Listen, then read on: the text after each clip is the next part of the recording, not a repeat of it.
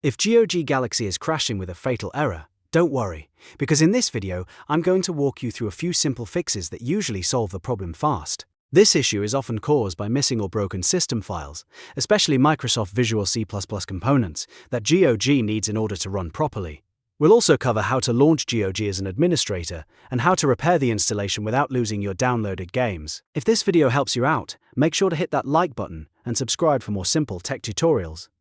Alright, let's get into it. First, we're going to fix the most common cause of this error by installing the Microsoft Visual C++ redistributable packages. These are important system link files, also known as DLL-related components, that many applications depend on. Open your browser and go to the official Microsoft Visual C++ redistributable page. Make sure you're downloading it from Microsoft's official website so you know it's safe and up to date. Once you're on the page, download both versions of the redistributable installers. You need the 32-bit version, which is vc_redis.x86.exe, and you also need the 64-bit version, which is vc_redis.x64.exe. Even if you think your computer is only one type, it's best to install both, because apps like GOG Galaxy can rely on either architecture depending on how different parts of the software are built. After both files finish downloading, run each installer one by one. If Windows asks for permission, click Yes and let the installation complete.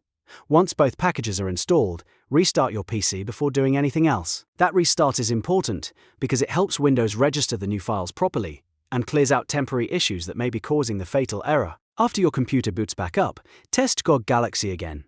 If it still shows the fatal application error, the next step is to run GOG Galaxy as an administrator. To do that, click the search bar on your Windows taskbar and search for GOG Galaxy. When you see it in the results, right-click on it and select Run as Administrator. Running it with elevated permissions can fix launch problems caused by access restrictions or blocked background operations. If GOG opens normally after that, great. But if the fatal error is still happening, then we should move on to repairing the app itself. A repair installation is a very useful fix because it can replace broken program files without deleting your downloaded games. This is especially helpful if the issue started after an update, a failed install, or a corrupted file inside the GOG Galaxy program folder. To do this, head to the official GOG Galaxy webpage and download the latest setup file. Make sure you get the installer directly from GOG's official site. Once the setup file is downloaded, run it, and when it asks for the install location, point it to your exact current installation directory. This is very important because you want the setup tool to recognize your existing installation instead of creating a separate fresh copy somewhere else.